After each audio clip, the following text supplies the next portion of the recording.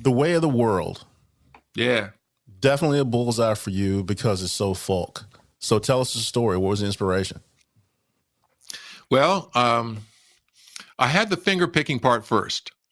I really enjoyed the feel of that finger picking part. I mean, it has, in a way, with the bass notes and stuff like that, it has its own, almost like its own little melody going on.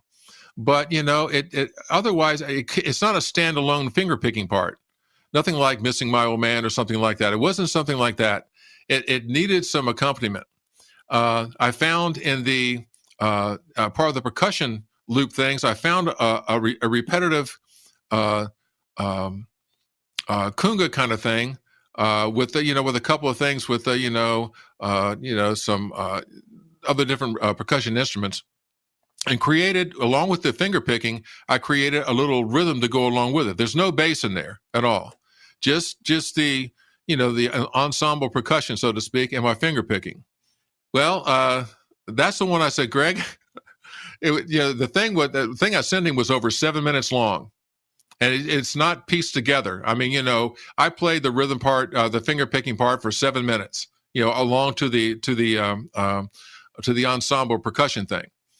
And so I said, Greg, you need to put some mandolin on there, because he was really into his mandolin at the time.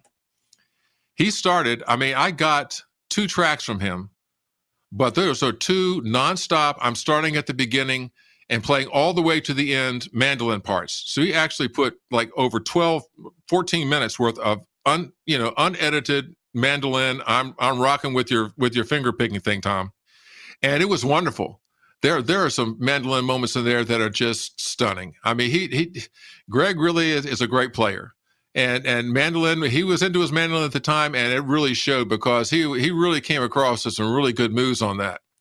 But it also allowed me the chance to do something that I had never done before.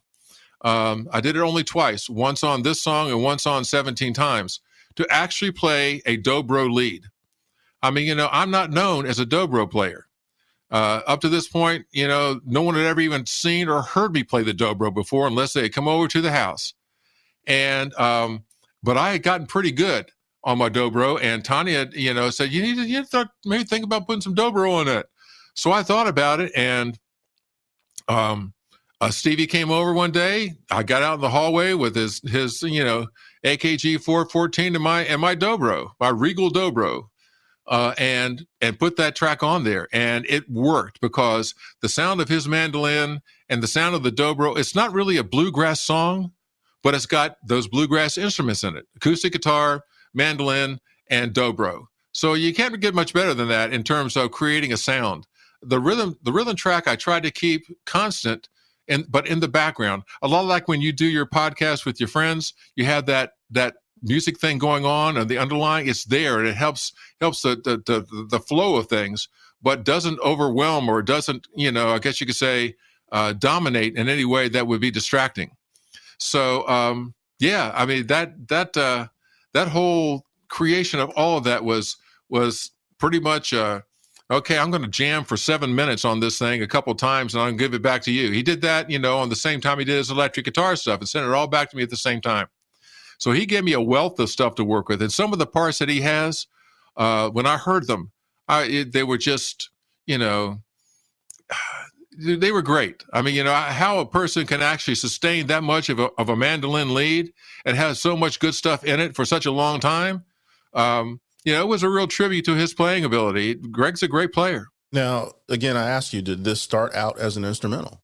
Yes, it did. I mean, I didn't, to me, it was, I didn't have anything lyrically to go with it to begin with.